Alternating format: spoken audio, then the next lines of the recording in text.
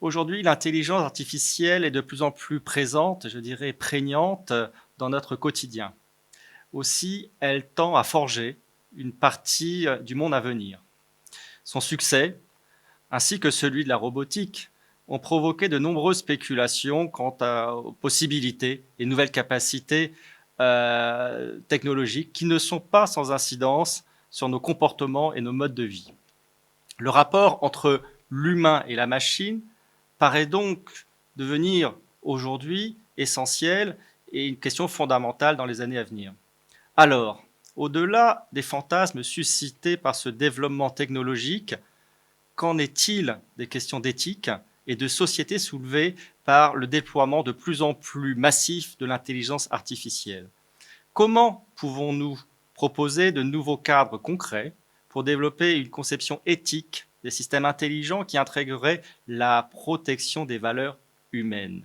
Pour répondre à ces questions, nous recevons aujourd'hui Raja Chatila, professeur émérite à Sorbonne Université et ancien directeur de l'Institut des systèmes intelligents et de robotique, l'ISIR. Ses travaux portent notamment sur l'éthique de la robotique, les prises de décision des véhicules autonomes, mais aussi la connaissance de soi des robots ainsi que l'interaction homme-robot. Raja Chatila, bonjour et merci d'avoir répondu à notre invitation ici au patronage laïque Jules Vallès. Bonjour et merci de m'avoir invité, c'est un grand plaisir. Alors, peut-être en premier lieu, je vous poserai la question de quelle intelligence parlons-nous lorsqu'il s'agit d'intelligence artificielle? Et deuxième question tout de suite, et pourquoi cette intelligence artificielle nous fascine tant et pourquoi elle crée autant de fantasmes? Alors, l'intelligence artificielle, donc c'est un terme qui a été finalement introduit en 1955. Donc je remonte un peu plus tôt dans le temps. 1936, Alan Turing, donc mathématicien anglais, qui travaille sur la théorie de la calculabilité. On essaie de répondre à la question: qu'est-ce qui est calculable? Qu'est-ce qu'on peut calculer? Calculer, ça veut dire calculer à l'époque par un être humain y compris, hein. Mais c'est le mot calcul. Et ce que Alan Turing a démontré en 1936, en inventant un concept abstrait qu'il a appelé la machine, enfin il n'a pas appelé lui machine de Turing, mais c'est devenu la machine de Turing, finalement c'est pour faire un raccourci un peu grossier, je m'excuse à l'avance par rapport aux collègues spécialistes. Donc, en gros, c'est un algorithme. Un algorithme, c'est-à-dire un processus de calcul où on calcule une valeur, puis une autre, puis une troisième, pas à pas, et on aboutit à un résultat si l'algorithme s'arrête. Et si l'algorithme ne s'arrête pas, eh bien, on peut continuer éternellement. Donc, ce que Alan Turing a montré avec le concept de la machine à Turing, qui est un concept mathématique, c'est que finalement, ce qui est calculable, c'est ce qui est traduisible en termes d'un algorithme, c'est-à-dire une séquence de calculs qui s'arrête. L'exemple le plus simple qu'on peut donner de ce concept, c'est la recette de cuisine. Une recette de cuisine, vous avez d'abord les ingrédients. Les ingrédients, c'est les entrées, c'est les données sur lesquelles l'algorithme recette va travailler. Et ensuite, vous avez pas à pas un certain nombre d'éléments à faire, de choses à faire. Vous pouvez même faire des choses en parallèle, hein. Par exemple, vous pouvez faire cuire quelque chose tout en laissant quelque chose reposer, quelque chose d'autre reposer, voilà. Et au bout d'un certain nombre de pas finis, vous arrivez au résultat de votre recette, qui est le plat, qui est prêt à consommer après, par exemple, l'avoir cuit. Et l'algorithme s'arrêtant, vous pouvez déguster votre plat. Si l'algorithme ne s'arrêtait pas, eh bien, vous allez mourir de faim. La machine de Turing, c'est simplement le concept abstrait qui traduit cette notion d'algorithme pour être mise en œuvre soit par un être humain, comme je viens de décrire, la cuisine, ou le calcul, la démonstration d'un théorème. Et il y a un certain nombre de théorèmes qui ne sont pas encore des des conjectures qu'on ne sait pas démontrer encore, parce qu'on n'a pas trouvé l'algorithme qui est adéquat. Et donc, une fois qu'on a eu ce concept de calculabilité et de calcul et de la machine de Turing, on a pu réaliser des machines physiques réelles, pas juste le modèle abstrait, qui mettent ça en œuvre. Et ça s'appelle un ordinateur. Donc tous les ordinateurs aujourd'hui sont basés sur le concept abstrait de machine de Turing, et tous les ordinateurs ne font que du calcul au sens que je viens d'exprimer. Les algorithmes en question, évidemment, peuvent être beaucoup plus complexes qu'une recette de cuisine, avec plusieurs possibilités. Je parlais de parallélisme. Il y a donc toujours, en tout cas, des données à traiter, transformer et, à un moment donné, s'arrêter dans un processus. Turing, qui était un homme fascinant, en 1950, donc ça, je saute de 1936 à 1950, a écrit un article dans une... Donc c'était un mathématicien, hein, et puis finalement le fondateur de l'informatique, si on veut. A écrit un article dans une revue de philosophie qui s'appelle Mind, Esprit, et il s'est posé la question, les machines peuvent-elles penser? Donc machine au sens maintenant, machine de Turing, c'est-à-dire ordinateur. Est-ce qu'un ordinateur peut penser?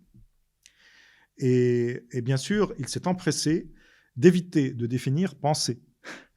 Donc il a soulevé un certain nombre d'arguments, il a analysé un certain nombre d'arguments pour ou contre le fait qu'une machine puisse penser.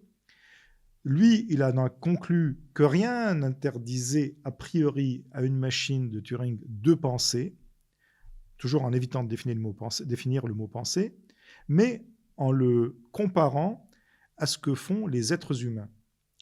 Et donc, pour lui, si on n'arrive pas à distinguer une machine, donc un ordinateur, d'un être humain dans un processus qui nous semble exiger de la pensée, ben ça veut dire que la machine peut penser. D'accord ? Qu'est-ce qui vous prouve que je ne suis pas un robot, par exemple, là, hein ? J'ai l'air de penser, enfin j'espère que je donne cette impression, au moins. Et donc, est-ce que je ne suis pas une machine ou est-ce que je suis un être humain, hein ? Donc, c'est l'un des arguments, d'ailleurs, qu'il a avancé. Alors, finalement, une machine peut-elle penser ? Turing a dit, dans son article de 1950, que rien ne l'empêchait, mais que pour atteindre cette capacité, il faudra bien, selon lui à l'époque, du temps pour réaliser ces machines-là, mais toujours sur la base de la machine de Turing. Il a par exemple dit que peut-être dans une cinquantaine d'années, c'est-à-dire l'an 2000, qu'on a déjà dépassé, une machine pourrait faire illusion, c'est-à-dire qu'on pourrait croire qu'elle pense, qu'elle aurait une chance de faire illusion pendant quelques minutes. Pendant quelques minutes. Qu'est-ce que ça veut dire pendant quelques minutes? Parce que la tâche qu'il a imaginée, c'est une tâche qui est exactement celle que nous sommes en train de faire, c'est-à-dire un dialogue. Donc, simplement, on va mettre un écran entre nous, donc vous ne me voyez pas pour que vous ne soyez pas influencé par mon aspect. Et puis, on va mettre je suppose que je suis une machine, hein. On va mettre un être humain à côté de moi. Vous allez poser des questions à l'un ou l'autre des deux entités qui sont là. Et il faut distinguer qui est qui. Si vous n'arrivez pas à distinguer qui est qui, c'est que l'illusion est parfaite. Et lui, il disait, bon, l'illusion sera possible pendant quelques minutes, mais après, on découvrira qui est qui au bout d'un certain temps, après un dialogue, hein, donc poser des questions, etc. Mais il a même imaginé que la machine pouvait mentir, se faire passer pour l'autre, faire des erreurs exprès pour qu'on ne croit pas que c'est une machine. Enfin, voilà, tout est possible. Voilà. Bon. Donc, aujourd'hui, on n'en est pas là. C'est-à-dire qu'aucun ordinateur, aucun programme informatique n'a réussi le test de Turing. Alors, vous allez me dire, parce que, étant donné que j'ai déjà eu ce genre de conversation avec beaucoup de gens, je peux prévoir ce que vous allez me dire. Je vais revenir sur cette observation que je viens de faire, parce que c'est exactement comme ça que fonctionnent les machines, et en particulier celles qui font de l'apprentissage. Vous allez me dire, oui, mais la machine, l'ordinateur, a battu l'être humain au jeu d'échecs. En 1997, le champion du monde, donc Kasparov, a été battu par une machine. Elle a battu l'être humain le champion du monde de jeu de Go, alors qu'on pensait que c'était quelque chose qui était très très difficile. Oui, mais en fait, quand on voit cela, ça déconstruit notre conception de l'intelligence humaine. Plutôt que de... Parce que je n'ai pas encore répondu à votre question intelligence humaine. Hein, ouais, je vais y arriver. Donc, ça déconstruit un peu notre conception de l'intelligence humaine. Et je vais m'expliquer. Donc, je reviens maintenant, désolé pour faire ces un peu flashback. Après 1950, il y a eu 1955, je commençais par ça, où un certain nombre de scientifiques, en fait essentiellement d'ailleurs à l'époque des mathématiciens, hein, des futurs informaticiens en réalité, qui se sont ont fait un projet. En fait, ils voulaient être financés. De toute façon, les chercheurs passent leur temps à faire des projets, des propositions pour être financés. Hein. Voilà. Puis après, s'ils obtiennent le financement, peu de chance de l'obtenir, bah, ils peuvent mettre le projet en œuvre. Alors, ils ont fait une demande de financement pour pouvoir se réunir pendant 2 mois à l'été 1956 aux États-Unis, à Dartmouth College, dans le New Hampshire, pour traiter le problème de l'intelligence artificielle. C'est là que le terme a été proposé. Et ils ont dit que l'objectif de ce séminaire, qui réunirait une dizaine de personnes, était d'explorer comment on pouvait traduire ou comment on pouvait réaliser des machines capables de simuler, le terme simuler est le leur et il est très important, de simuler l'intelligence humaine. Et ils ont énuméré, par exemple, en commençant par l'apprentissage, le raisonnement, l'abstraction, la création de concepts, l'utilisation du langage, toute capacité qui, chez les êtres humains, sont supposées requérir de l'intelligence. Donc il y a une volonté de faire un mimétisme en fait entre l'homme et la machine dès le départ. Tout à fait. C'est-à-dire qu'on retrouve le programme de Turing, faire simuler l'être humain, sans nécessairement suivre les processus exacts, inconnus d'ailleurs, hein, de la pensée ou de l'intelligence humaine. Mais cette idée qu'on pourrait, sur un ordinateur, réaliser finalement, ils disent, plus précisément, que toute fonction, toute capacité qui, chez l'être humain, est de l'intelligence, pourrait être, là je cite, pourrait être décrite d'une manière tellement précise qu'une machine pourrait la réaliser. Alors, qu'est-ce que ça veut dire, décrite d'une manière tellement précise? Ben, ça veut dire qu'on peut écrire un algorithme ou des algorithmes, parce que c'est ça, c'est ma recette de cuisine de tout à l'heure, hein, qui soit capable de la réaliser. Donc l'intelligence artificielle, le terme vient de là. Alors ils ont décidé de l'appeler intelligence artificielle, ce n'est pas forcément le meilleur choix, à cause finalement rétrospectivement de toutes les ambiguïtés que ça produit. Mais on va rencontrer souvent ce problème où les spécialistes utilisent un terme qui est un terme courant, applicable aux êtres humains, évidemment, c'était même d'ailleurs le but, et puis qui prend des dimensions après incontrôlables dans sa compréhension par le public et par les autres. Donc voilà, l'origine de l'intelligence artificielle, c'est cela. Et aussi bien pour Turing que pour le programme de l'intelligence artificielle, disons, des pères fondateurs, c'est bien la simulation de l'intelligence humaine. Pas par ces mécanismes, parce que dès le départ, on a dit, bon, l'intelligence humaine, c'est basé sur des neurones qui sont dans le cerveau, donc on va utiliser des modèles mathématiques, des modèles formels du neurone naturel pour effectuer cela. Et puis d'autres ont dit, peu importe le neurone, pourvu qu'on ait la fonction. Donc, on va faire plutôt des représentations mathématiques symboliques et traiter ces représentations-là. Donc, dès le départ, l'intelligence artificielle, enfin le programme de recherche, parce que finalement c'est un programme de recherche de l'intelligence artificielle, s'est développé dans ces deux voies, l'une essayant d'imiter finalement le substrat sur lequel repose l'intelligence humaine, donc les réseaux de neurones, mais représenté mathématiquement de manière très simplifiée. Et l'autre disant, ben, peu importe, on va faire des calculs logiques, des déductions, parce que finalement, c'est comme ça que ça fonctionne, enfin, selon cette approche, et faire du raisonnement symbolique. Alors cette intelligence, que je le disais tout à l'heure, elle nous fascine tous, parce que évidemment il y a un rapprochement comme vous le dites, de simuler notre intelligence, et donc une sorte de clone numérique qui pourrait être une ombre de nous-mêmes et qui nous inquiète, puisque toujours le fantasme de se dire elle pourrait nous dépasser.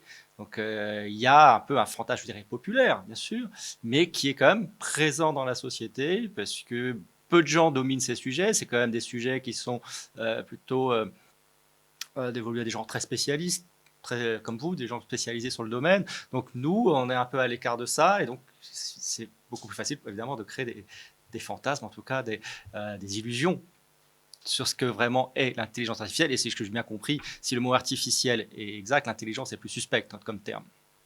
Oui, tout à fait. L'intelligence est plus suspecte parce que justement, ça nous a amené, en fait, et d'une certaine façon, c'est salutaire, c'est copernicien, ça a remis un peu l'être humain, l'intelligence humaine à sa place, parce qu'il y a beaucoup de choses finalement dont dont on a réalisé qu'elles ne demandaient pas tant d'intelligence que cela.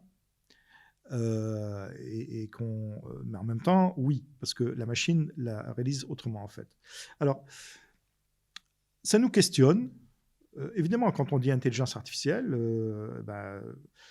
jusqu'à présent, l'intelligence était l'apanage, enfin, le terme intelligence était l'apanage des êtres humains. Même pour les animaux, on le refusait. Le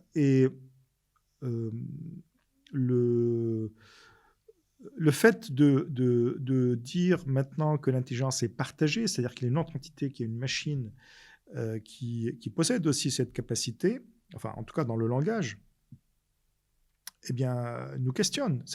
Donc effectivement, il y a une sorte de ce fait de révolution copernicienne, on n'est plus le centre du monde de l'intelligence.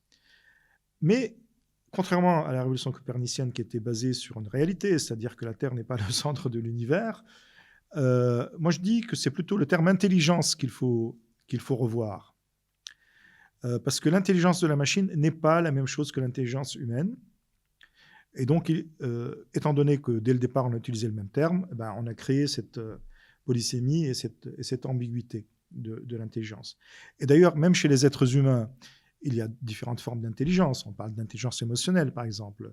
On suppose qu'un mathématicien est intelligent parce qu'il est capable de faire un raisonnement. Et on suppose que, par exemple, on ne met pas en œuvre des capacités d'intelligence quand on se déplace tout simplement dans notre environnement. Mais ça, c'est complètement faux.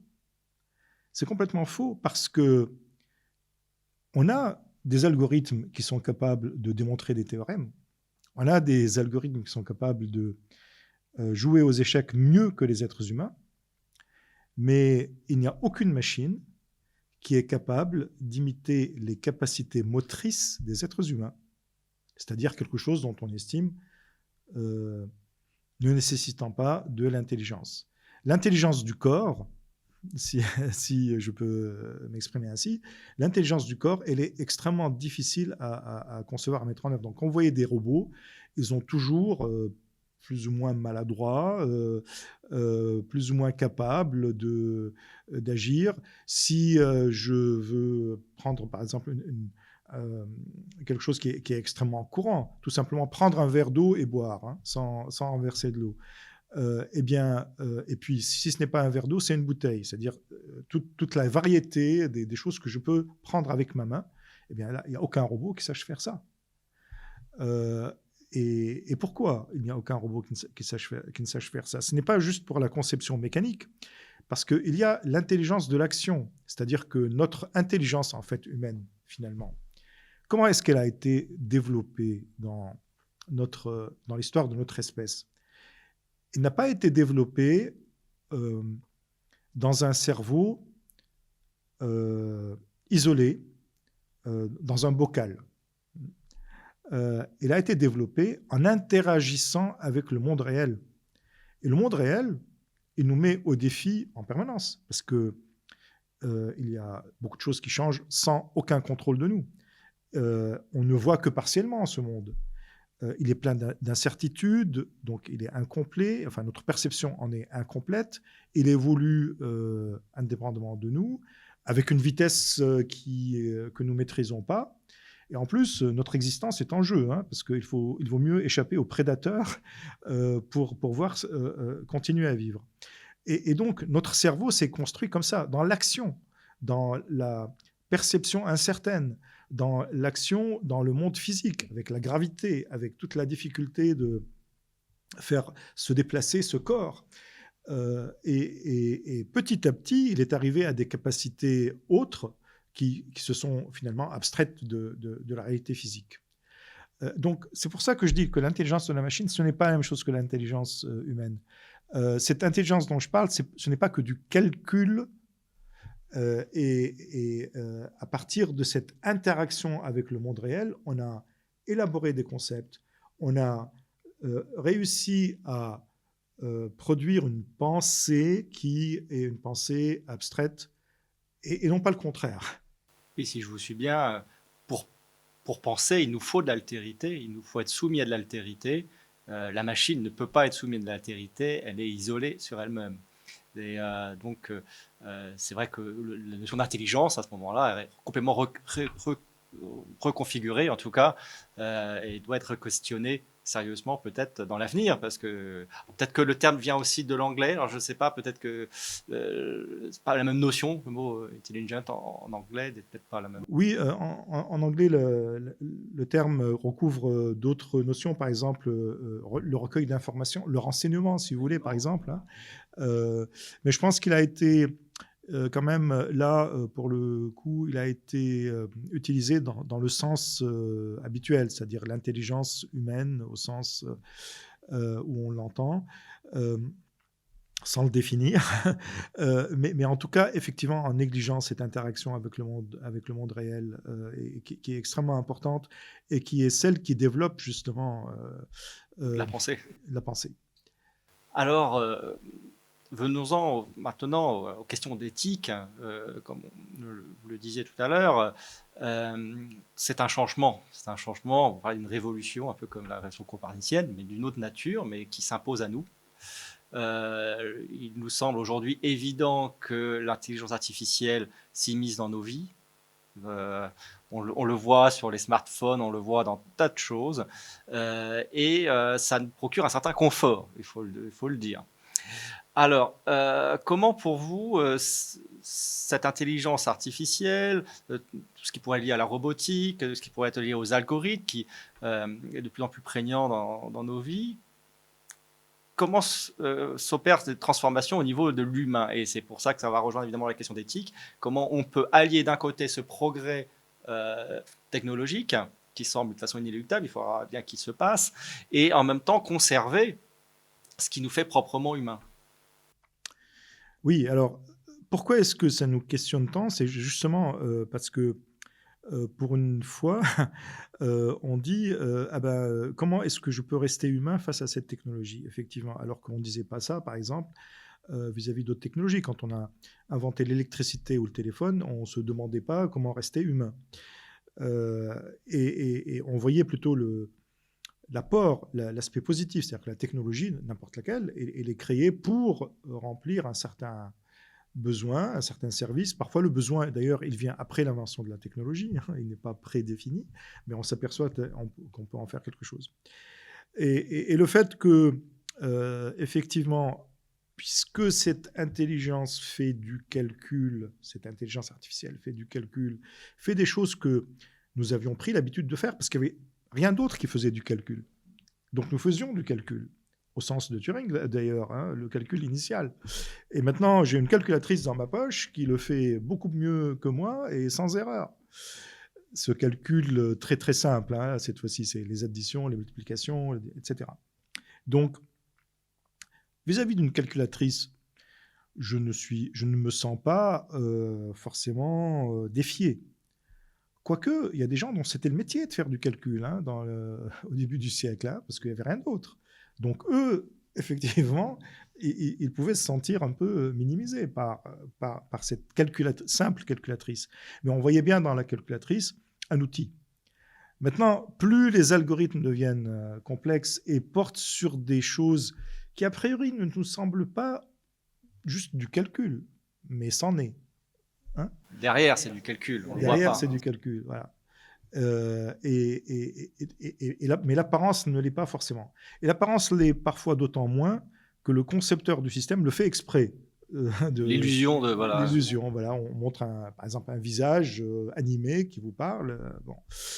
Et donc, donc il y a ce sentiment. Alors comment ne pas perdre notre humanité et quels sont les problèmes éthiques moi, je pense que, de nouveau, on ne perd pas notre humanité, on repense notre humanité. On repense notre humanité, c'est-à-dire, de nouveau, on relativise un peu cette notion d'intelligence qu'on attachait à beaucoup de choses. Et bien sûr, oui, il faut continuer quand même à comprendre quelles en sont les racines et le fonctionnement, parce que une machine, et il faut ça bien le souligner, ne fonctionne pas comme les êtres humains. C'est-à-dire que quand une machine démontre un théorème, elle ne démontre pas le théorème de la même manière, avec la même démarche intuitive qu'un mathématicien. Souvent, quand une machine démontre un théorème, ce sont des théorèmes où il y a des cas à énumérer. Certains théorèmes se réduisent à un moment donné à dire qu'est-ce qui se passe dans ce cas, dans ce cas, dans ce cas. D'accord ? Et quand il y a des cas à énumérer, alors là, c'est l'idéal pour une machine, parce que c'est du calcul. Ça devient, effectivement, j'essaye tout jusqu'à arriver au bout dans ce cas, dans celui-ci, dans celui-là, et puis on arrive au bout. Là aussi, je schématise un peu. Mais c'est pour dire que le mécanisme de pensée humaine, et pas seulement le mécanisme interne sous-jacent, mais même le processus, n'est pas le même. Le jeu de Go, pour revenir au jeu de Go, ou le jeu d'échecs, n'est pas joué par l'être humain de la même manière qu'il est joué par une machine. Après, on peut avoir le sentiment, la sensation que il y a une pensée derrière la machine, mais c'est juste la réaction humaine, ça. Hein, c'est la projection, c'est l'anthropomorphisme, qui malheureusement est une chose, enfin malheureusement ou heureusement, une chose très naturelle pour nous, mais on prête ensuite aux machines une volonté ou des sentiments qu'elle ne possède pas. Pas d'émotion, elle ne ressent pas la douleur, tout ça. Aucunement. Pas d'émotion, pas de douleur. Mais pourquoi ? Parce que tout simplement, c'est du calcul. Nous, nos émotions et nos douleurs viennent de notre existence même, et le fait que ces émotions et ces douleurs mettent en question notre existence. La machine, son existence, d'abord, c'est un concept qui est absent et n'est pas remis en question. Donc, finalement, je pense que du point de vue de la réflexion éthique, nos valeurs ne sont pas les mêmes que celles des machines.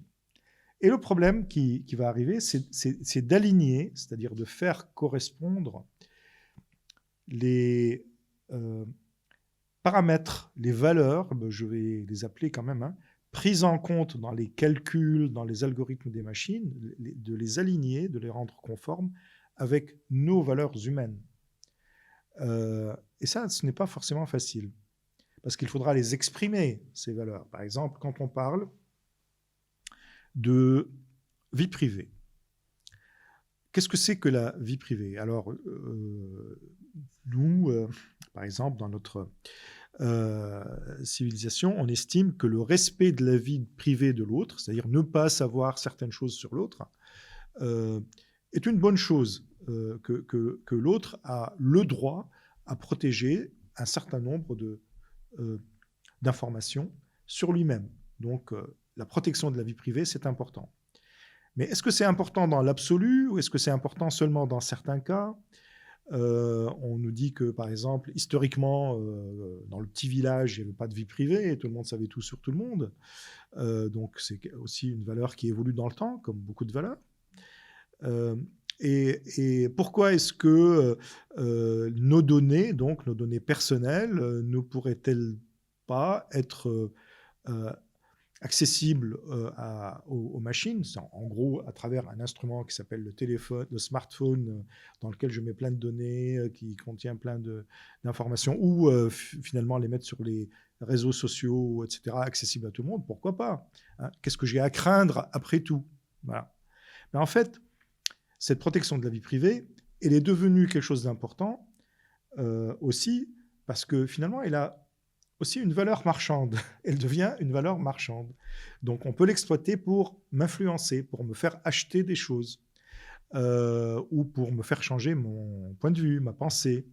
Et c'est en ça que ça prend une importance beaucoup plus grande, cette notion de vie privée, au-delà de la valeur qu'on avait déjà sur dire chacun a le droit à son intimité.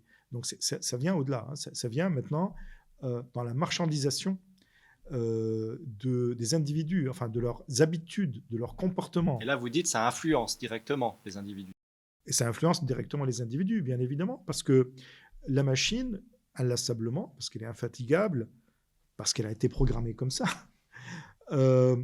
va nous essayer, par exemple, de nous faire vendre certains produits, ou nous faire vendre, au sens figuré, certaines idées. Pourquoi? Parce que, par exemple, j'ai fait une recherche sur mon smartphone à un moment donné avec certains mots-clés, et le but du concepteur du système, ce n'est pas moi, en fait. Le but du concepteur du système, c'est de gagner de l'argent à travers les publicités qui me sont présentées quand je suis sur son application. D'accord? Donc, pour lui, son intérêt, c'est de maximiser le temps que je passe sur son application. C'est tout. Je joue à un jeu, le jeu est gratuit, c'est fantastique. C'est la première fois que plein de choses sont devenues gratuites, et pas juste des choses simples. Eh bien, mais pendant que je joue, il y a plein de publicités qui passent. D'accord? Et cette publicité, c'est de l'argent pour celui qui a conçu l'application. Donc lui, il a intérêt à ce que je regarde la publicité le plus longtemps possible, parce que c'est comme ça qu'il est payé. Et son intérêt, c'est de me mettre dans un environnement où je reste sur cette publicité, de m'intéresser le plus longtemps possible pour que je reste sur cette publicité. Et donc oui, je deviens finalement, c'est une expression connue, hein, quand c'est gratuit, c'est vous la marchandise. Donc je reste le plus longtemps possible pour être abreuvé de publicité. Et puis moi, qu'est-ce que je vais faire? Je ne vais pas me contenter de jouer. Je vois la publicité, ah tiens, c'est quoi ça? Je vais cliquer, je vais aller sur un site marchand ou autre, et je vais acheter éventuellement quelque chose. Et donc celui qui a mis la publicité va gagner de l'argent à travers mon action. Donc les données personnelles deviennent marchandables. Voilà. On l'a vu encore récemment dans l'actualité, même des données qui sont vraiment très intimes sur la santé, qui peuvent être piratées. D'ailleurs, quelle est votre position sur les cyberattaques et tout ce qu'on peut entendre? C'est vrai que c'est aussi lié, puisque ce sont des robots qui peuvent aussi utiliser le système informatique pour le pirater. Donc les choses qui ont été créées pour de bonnes raisons peuvent aussi se retourner comme des mauvaises raisons. Ah ben ça, c'est... Oui, tout à fait, vous avez raison. Toute la question de la sécurité au sens du piratage ou de l'accès non autorisé, non consenti à des données est un sujet extrêmement important et grave, parce que il y a des raisons marchandes, il y a aussi des raisons plus qui ont des conséquences beaucoup plus problématiques. Enfin, je veux dire, ne serait-ce que de sécurité nationale, par exemple, si on peut accéder à, comme ça s'est déjà fait d'ailleurs, hein, à des installations militaires ou à des installations industrielles. On peut arrêter l'électricité d'une ville en accédant au système de contrôle du réseau. Donc c'est vraiment des questions extrêmement graves. ce n'est pas forcément lié à l'intelligence artificielle en tant que telle. On peut utiliser des systèmes d'intelligence artificielle pour produire ces attaques. Parce que finalement, que vont faire les systèmes d'intelligence artificielle, et en particulier aujourd'hui, les systèmes qui sont basés sur l'apprentissage, ce qu'on appelle l'apprentissage machine, eh bien, ça s'appuie sur des données, beaucoup de données qu'on va collecter. Et à partir de ces données, on va faire des prévisions sur les données futures, hein, qui vont donc sur les événements futurs. Et de ce fait, donc, on peut,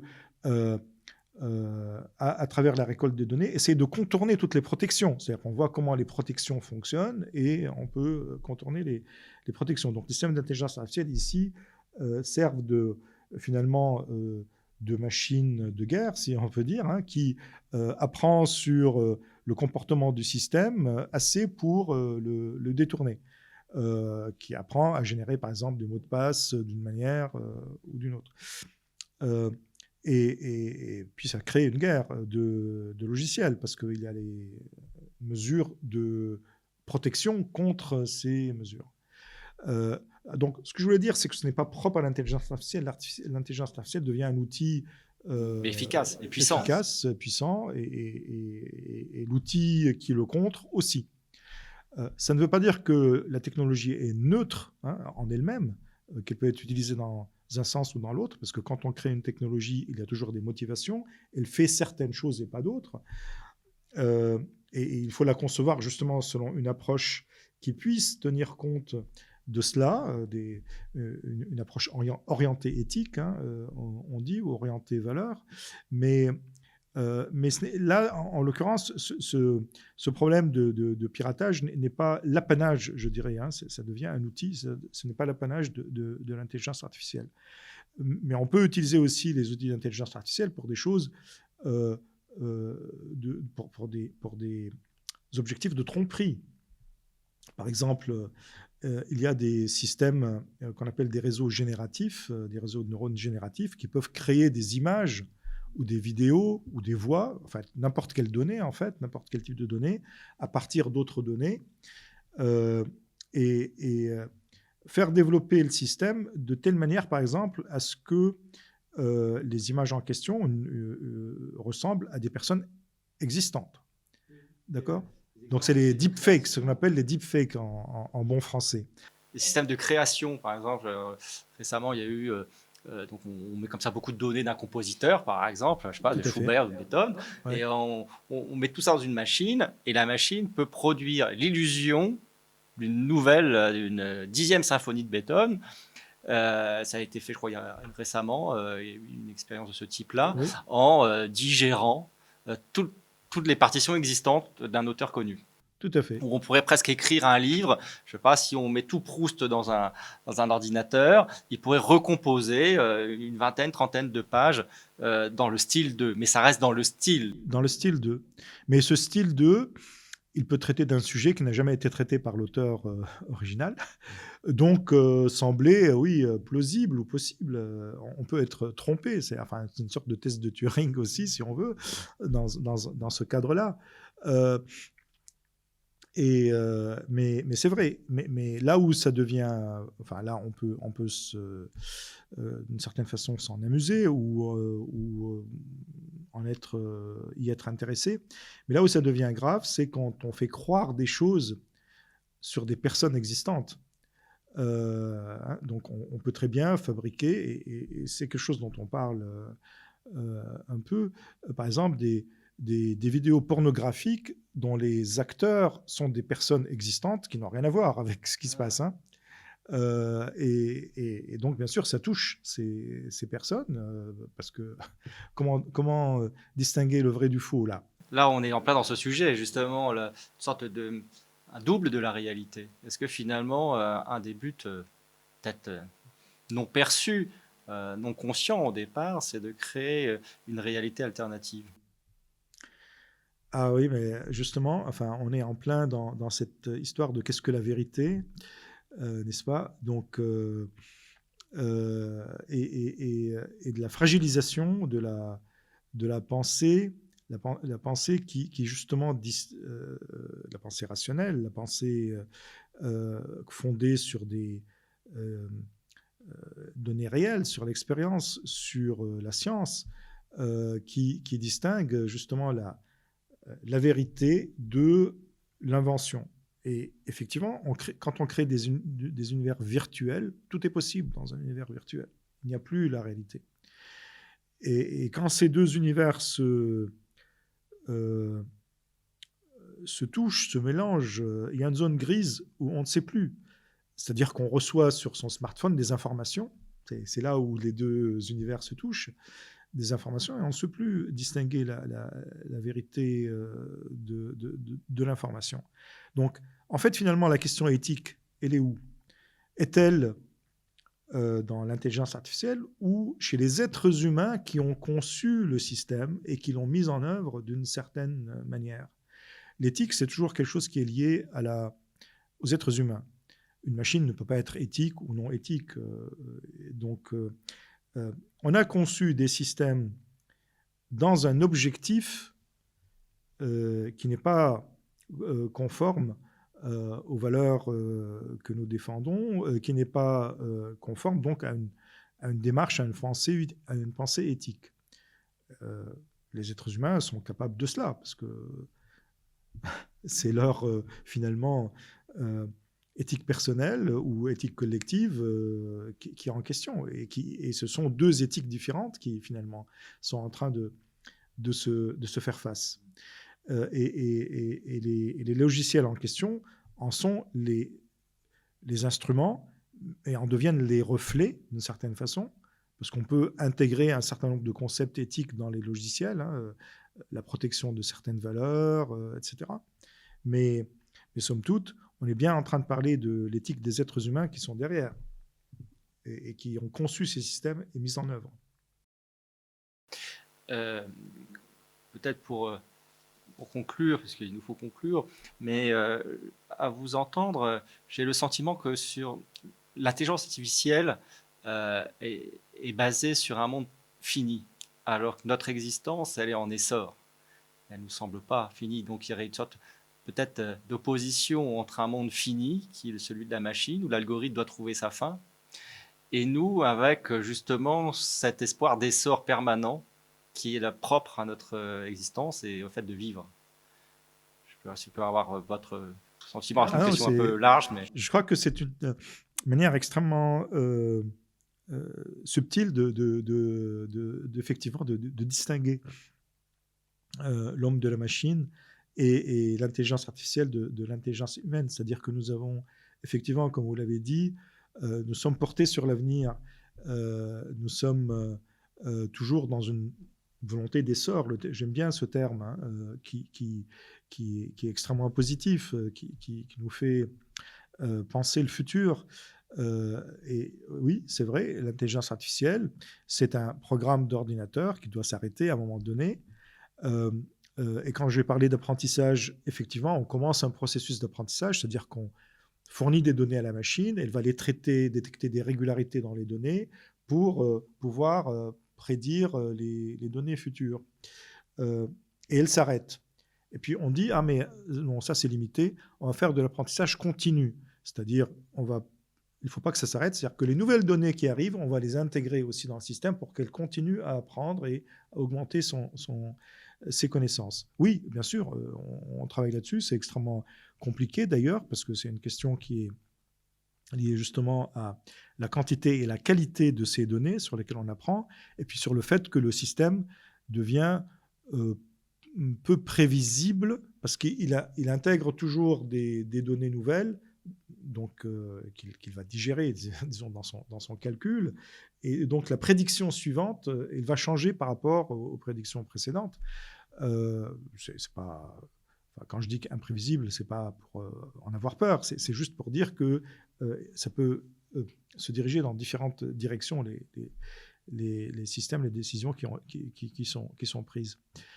Mais ça reste fini, c'est-à-dire ça reste d'une part dans un domaine donné, c'est ce qu'on appelle l'intelligence artificielle faible, c'est-à-dire qui est spécialisée dans un domaine donné, dans un type d'information, de données, de calcul particulier. de l'intelligence artificielle forte qui n'existe pas, je m'empresse de le souligner, qui serait plus générale, donc plus humaine, hein, parce que nous, on est capable de parler de sujets multiples, on est capable de faire du vélo, de conduire une voiture et de résoudre un problème de maths le cas échéant, alors que l'intelligence artificielle en question, elle fera l'une, l'autre de ces choses, point. Et donc, il y a toujours cette finitude. Hein. Mais au-delà de la capacité humaine au sens de l'essor que vous avez mentionné, nous avons l'espoir. Nous avons l'essor et nous avons l'espoir. Nous avons la vision du futur. On se place dans une dimension finalement qui devient effectivement infinie. Enfin, je veux dire, une perspective. Une perspective. Hein. Et ça, ouais, ça n'existe pas. Enfin, c'est tellement éloigné de ce que peut faire une machine, du concept d'une machine, des systèmes d'intelligence artificielle de la machine, que c'est bien une véritable distinction.